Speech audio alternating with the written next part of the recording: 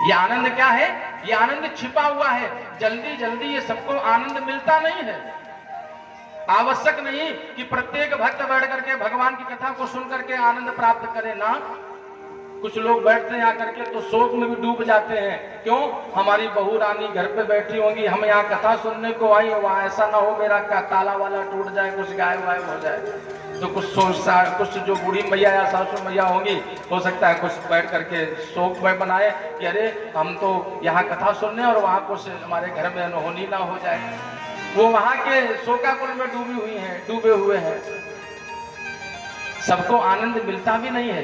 ये आनंद को प्रकट करना पड़ेगा। जब तक हमने भजन गाया और आपने ताली नहीं बजाई तो बताओ आनंद आएगा? नहीं आएगा। हमने कथा सुनाई और आपने ध्यान से कथा नहीं सुनी, अपने सिर को हिला करके हाँ या ना का जवाब नहीं दिया, हुंकारी नहीं भरी, तो क्या कथा सुनाने में या सुनने में आनंद आएगा? नहीं आनंद आएगा। हाँ, मान लो मैं आपकी बात ले लूं, आपके घर में कोई व्यंजन बना, आपकी माँ ने व्यंजन बनाया और बच्चों ने वो बढ़िया पकवान खाया, आपने थोड़ी प्रशंसा नहीं करी तो क्या अच्छा लगेगा? नहीं अच्छा लगेगा। एक बार प्रशंसा कर दी, मम्मी बड़ा सुंदर सा भोजन बनाया है, आज सुंदर सा पकवान बनाया है, आनंद आ गया, बड़ा अच्छा लगा। तो माँ भी प्रसन्न हो जाएंगी, पिता भी प्रसन्न हो जाएंगे, परिवार भी आपका प्रसन्न। कम से कम आपने प्रशंसा तो करी किसी की। तो ये आनंद क्या है भैया? ये आनंद छिपा हुआ है, अप्रकट है, और इस आनंद को प्रकट करना पड़ेगा। कैसे प्रकट करना पड़ेगा? जैसे एक मैं उदाहरण दिया करता हूं प्रायः कथा में।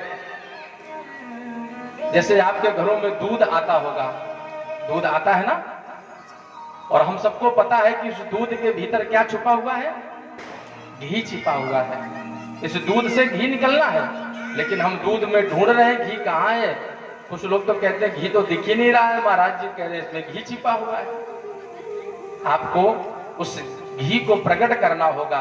जैसे आनंद को अपने हृदय से हम प्रकट करते हैं, ऐसे ही उस दूध से हमें घी को प्रकट करना पड़ेगा, और उसके लिए हमें अपने मन का मंथन करना पड़ेगा। आनंद को प्रकट करने के लिए हमें अपने जीवन का, अपने चरित्र का, अपने मन का मंथन करना पड़ेगा, और दूध से घी को प्रकट करने के लिए हमें उस दूध का मंथन करना पड़ेगा। उस दूध को दही के रूप में परिवर्तित करना होगा, दही के रूप में जमाना होगा, और जब दही जम जाएगा फिर हमें मथानी चलानी होगी। तो क्या प्रकट होगा? नवनीत माने माखन प्रकट होगा, और माखन को हम कढ़ाई की आंच में रखेंगे तो घृत प्रकट हो जाएगा। नवनीतम प्राकट्य पश्चात घृतम प्राकट्य, और वो घृत उस दूध से प्रकट हो गया। ऐसे ही हमारे जीवन से अगर आनंद, अपने जीवन से आनंद प्रकट करना है तो उसके लिए क्या करना पड़ेगा? योग है, समाधि है, साधना है, धारणा है, ध्यान है, जप है, तप है, भजन है, कीर्तन है, कथा रसपान श्रवण है। ये सारी क्रियाएं बताई गई हैं। इन क्रियाओं को करने से आपको क्या मिलेगा? आनंद मिलेगा।